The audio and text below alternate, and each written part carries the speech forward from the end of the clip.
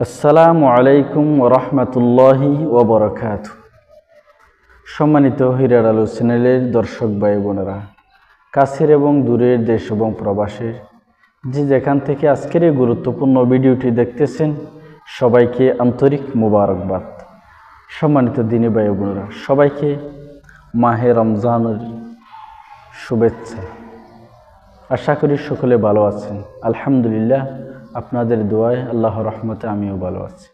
সম্মানিত দিনী ভাই বোনেরা, মাহে রমজান সম্পর্কে আরও একটি গুরুত্বপূর্ণ ভিডিও নিয়ে আমি আপনাদের সামনে উপস্থিত হয়েছি। যে ভিডিওটি দেখলে আপনি অনেক উপকৃত হবেন, রমজান সম্পর্কে আপনি অনেক কিছু জানতে পারবেন। সম্মানিত দিনী ভাই বোনেরা, ইসলামের 5টি স্তম্ভের মধ্যে একটি হলো রোজা। রোজাকে আল্লাহ তাআলা রমজান মাসে আমাদের জন্য রোজাকে আল্লাহ ফরজ করে দিয়েছে। রোজাটা একটা মহৎ আমল। রোজা একটা আল্লাহ তাআলার কাছের বান্দা হওয়ার একটি বড় উপায় হলো রোজা। রোজার মাধ্যমে বান্দা আল্লাহ তাআলার ওয়ালি হয়ে যেতে পারে। রমজানের 1 মাস রোজা বান্দাকে আল্লাহর ওলি বানায় দিতে পারে। কিন্তু বর্তমান সময়ে দেখা যাচ্ছে ইদানিং আমাদের মধ্যে আমরা এমন এক মুসলমান এমন হয়ে গেলাম, রোজা পাওয়ার পরও আমরা নিজেরা নিজে মুত্তাকি বনতে পারি না। অথচ আল্লাহ বলেছেন লাআল্লাকুম তাত্তাকুন, যাতে তোমরা মুত্তাকি বনতে পারো। এজন্য আল্লাহ তাআলা রোজা দিয়েছেন মুত্তাকি বানার জন্য। তাকওয়াবান, ক্ষুধাবিরু, আল্লাহর ভয়।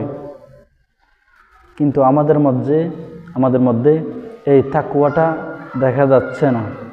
রমজানে যেরকম, রমজানের পূর্বে যেরকম আমরা রমজানের মধ্যে সেরকম। অথচ রোজা দিয়েছে আল্লাহ আমাদেরকে কি জন্য? তাকওয়া অর্জন করার জন্য, তাকওয়াবান হওয়ার জন্য, আমরা যেন মুত্তাকি হতে পারি। কিন্তু আমাদের মাঝে সেটা নাই। কেন? এই রোজা রাখার পর আমাদের যে করণীয়, যে কাজ, যেগুলা করা দরকার আর যেগুলো বর্জন করা দরকার, কিন্তু আমরা সেগুলো করতেছি না, বিধায় আমরা মুত্তাকি তাকওয়াবান হতে পারছি। যেমন ধরেন, আপনার ঘরে আপনি এসি ঢুকাইছেন, এসি ফিট করেছেন, ঘরের দরজা আছে 5টা, জানালা আছে 10টা, আপনার ঘরে এসি আছে 4টা। আপনি এসি ছাড়ার পর এসিও ছাড়লেন আর ঘরের দরজা জানালা সব খুলে দিলেন। বলেন তো আপনার ঘরে কি এসির যে বাতাস, এসি থেকে আপনি যেটা পাবেন, ঠান্ডা আবহাওয়া, সেটা কি পাওয়া সম্ভব? কখনো না। কেন? আপনি এসি ঠিকই চালু করছেন, কিন্তু ঘরের দরজা জানালা সব খুলে দিয়েছেন, বিদায় আপনার এসির বাতাসটা আপনি পাচ্ছেন না। কিন্তু ঠিকই এসি বাতাস দিতেছে, হালকা পাইতেছেন, কিন্তু যেটা পেয়ে আপনি খুশি হবেন, যেটা পেয়ে আপনি শান্তি পাবেন, যে বাতাস পেয়ে আপনি শান্তি অনুভব করবেন, কিন্তু সেটা পাচ্ছেন না। কেন? আপনি এসি চালু করছেন, কিছু দরজা জানালা সব খোলা রাখছেন, বিদায় আপনি সেই শান্তিটা পাচ্ছেন না। ঠিক রোজা রাখছেন, কিন্তু আপনি রোজা রাখার কারণে যেগুলো বন্ধ করা দরকার আপনি সেগুলো বন্ধ করছেন না, বিদায় এই রোজা থেকে আপনি মুত্তাকি তাকওয়াবান হতে পারতেছেন না। সম্মানিত দিনী ভাই বোনেরা, রোজা রাখার পর আমাদের বর্জনীয় কাজ কি? করণীয়ের কথা বলবো, আগে বর্জনীয়। রোজা রাখার পর আমাদের কি কি বর্জন করা দরকার, রমজানে আমাদের কোন কোন কাজগুলো বর্জন করা দরকার, আসুন আমরা সরাসরি হাদিস থেকে জানবো রোজা রাখার পর আমাদের কি কি কাজ বর্জন করতে হবে, তাহলে আমি মুত্তাকি বনতে পারবো ইনশাআল্লাহ। আসুন আমরা জেনে নিই। 1 নাম্বার, আমাদেরকে ঝগড়া বিবাদ, গালি, অশ্লীলতা, ঝগড়া, এগুলা আমাদেরকে বর্জন করতে হবে। বুখারী শরীফের একটি বর্ণনার মধ্যে আসছে, রাসূলুল্লাহ সাল্লাল্লাহু আলাইহি ওয়াসাল্লাম বলেছেন, ইযা কানা ইয়াউমু সাওমি আহাদুকুম ফালা ইয়ারফাস ইয়াউমাইযিন ওয়ালা ইয়াসখাব ফাইন শাতামাহু আহাদুন আও কাতালাহু ফালইয়াকুল ইন্নী সায়িমুন। রাসূলুল্লাহ সাল্লাল্লাহু আলাইহি ওয়াসাল্লাম বলেছেন, যখন তোমরা রোজা রাখবা, রোজার দিনে তোমরা ঝগড়া বিবাদ, গালি, অশ্লীলতা এগুলা করবা না। কেউ যদি তোমাদের সাথে ঝগড়া করতে আসে তোমরা তো ঝগড়া করবে না রোজা মাসে, রোজার দিনে। তোমাদের সাথে যদি কেউ ঝগড়া করতে আসে তখন তোমরা বলবা ইন্নী সয়িম। আরেক বর্ণনা আছে ইন্নী সয়িম, দুইবার বলো আমি রোজাদার, আমি রোজাদার, ভাই আমি রোজাদার, আমি রোজাদার। রাসূলুল্লাহ সাল্লাল্লাহু আলাইহি ওয়াসাল্লাম একথা দুইবার বলতে বলেছেন, ইন্নী সয়িম, আমি রোজাদার, ইন্নী সয়িম, আমি রোজাদার। তাহলে আল্লাহ তাআলা ঝগড়া বিবাদ থেকে দূরে থাকার জন্য এই আল্লাহ রাসূল সাল্লাল্লাহু আলাইহি ওয়াসাল্লাম এই হাদিসের মধ্যে বর্ণনা করেছেন, ঘোষণা করেছেন।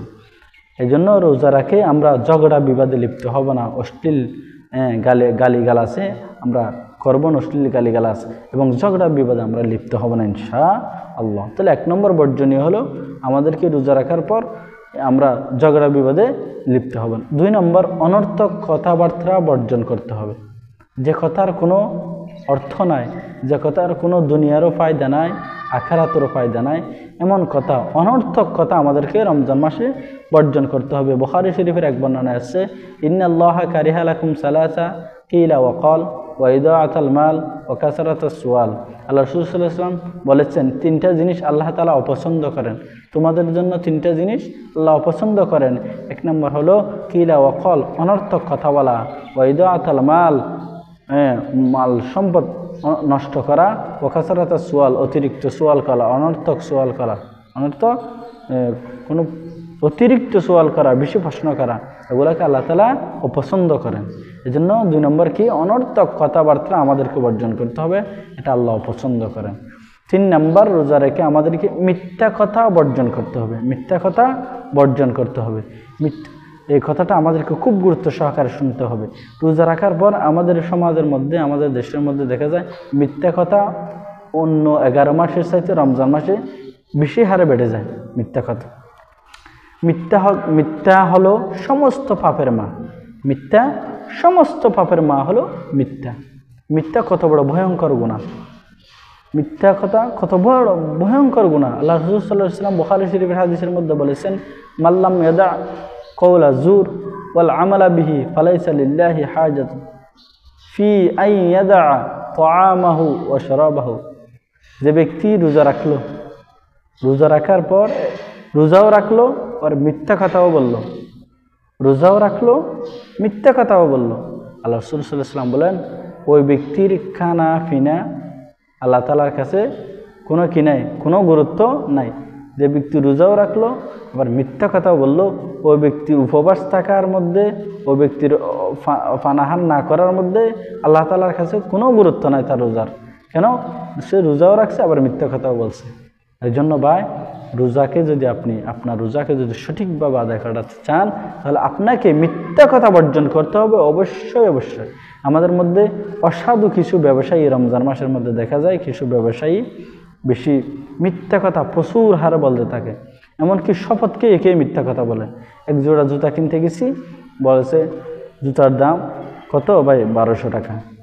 এটা আপনার জন্য দিতেছি যে ভাই আমার কিনে আছে 1200 টাকা, আপনি আমার পরিচিত বিধে আমি আপনাকে এটা এভাবে এত সস্তাতে দিতেছি, আমার লাভ করতেছি না, আমি যত টাকা কিনছি তত টাকা দিচ্ছি।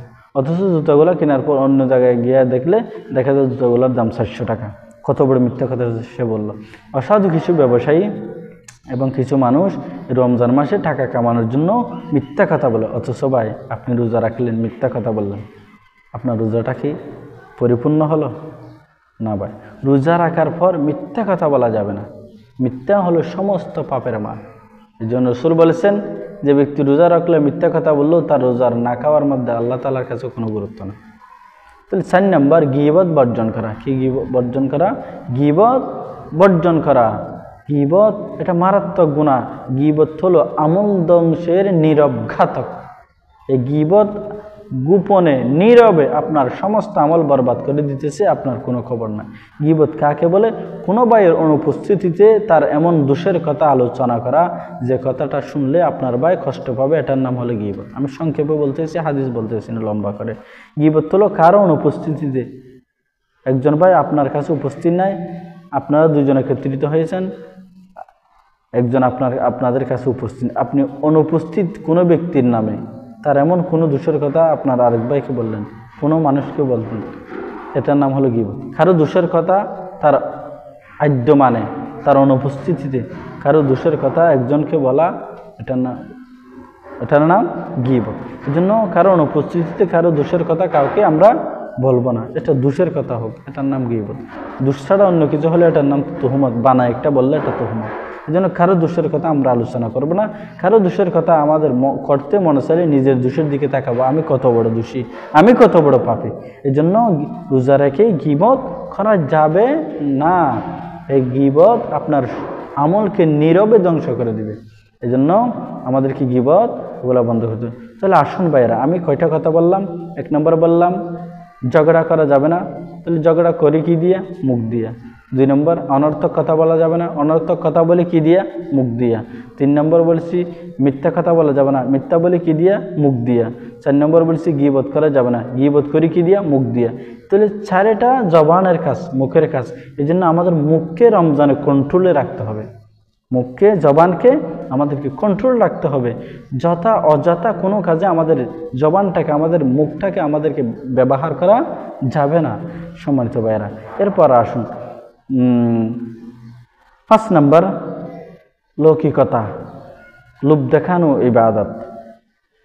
নামাজ পড়ছেন, নামাজ পড়তেছেন, আপনার পিছনে কোনো একজন লোক আছে, আপনি এমন সুন্দর করে নামাজ পড়তেছেন যে ওর পিছনের লোকটা মনে মনে বলতেছে এত সুন্দর নামাজ। এটা আপনি মনের মাঝে এটা আছে যে আপনি নামাজ পড়তেছেন যে পিছনের লোকটাকে দেখার জন্য, উনি যেন বলে আপনার নামাজটা সুন্দর, উনি যেন বলে আপনার রুকুটা সুন্দর, উনি যেন বলে আপনার সিজদাটা সুন্দর, আপনার দিলের মধ্যে সেটা আছে, যেন আপনাকে ভালো নামাজই বলে, সুন্দর নামাজ পড়েন এটা বলে, আপনি তাকে দেখার জন্য পড়ছেন। এটা একটা ছোট শিরকে, এটা ছোট শিরিক। এই শিরিক করা যাবে না। লোক দেখানো ইবাদত। রোজা রাখছেন, কাউকে বলার আমি রোজা রাখছি, আজকে তুই রোজা রাখছো, মানুষকে দেখানোর জন্য এগুলা করা এটা শিরিক। এই জন্য আমাদের রোজা, আমাদের নামাজ, আমাদের কোরবানি, আমাদের সব কিছু হবে আল্লাহকে দেখানোর জন্য। এই জন্য রমজান মাসে আমরা লোক দেখানো ইবাদত রমজানের বাইরেও করবো না, রমজানের ভিতরেও আমরা করবো না ইনশাআল্লাহ। 6 নম্বর হলো অযথা অপচয় করা, সম্পদ, টাকা পয়সা, খানা পিনা নষ্ট করা, ইসরাফ করা যাবে না। আমরা রমজানে বিভিন্ন আইটেমের খাবার রেডি করি, অথচ এতগুলো আইটেম দিয়ে আমাদের খাওয়া যায় না। রেডি করি 2-4টা 5টা খাই, অল্প কিছু খাই, বাকিগুলো আমরা সব নষ্ট করে ফেলি। আল্লাহ বলেন কুলু ওয়াশরাবু, তোমরা খাও পান করো, ওয়ালা তুসরিফু, ইসরাফ করিও না, নষ্ট করিও না। যারা ইসরাফ করে তারা হলো শয়তানের ভাই। এই জন্য ভাই রমজানে আমরা ইসরাফ করব না, আমরা অপচয় করব না।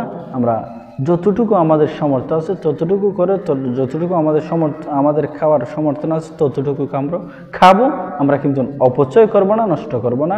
অপচয় দ্বারা রিজিকের বরকত কমে যায়, আল্লাহ তাআলা নারাজ হয়ে যায়, খানা আমাদেরকে বদদুয়া দেয়। আল্লাহ তাআলা আমাদেরকে এই 6টি কাজ বর্জন করার তৌফিক দান করুন। আসসালামু আলাইকুম ওয়া রাহমাতুল্লাহ।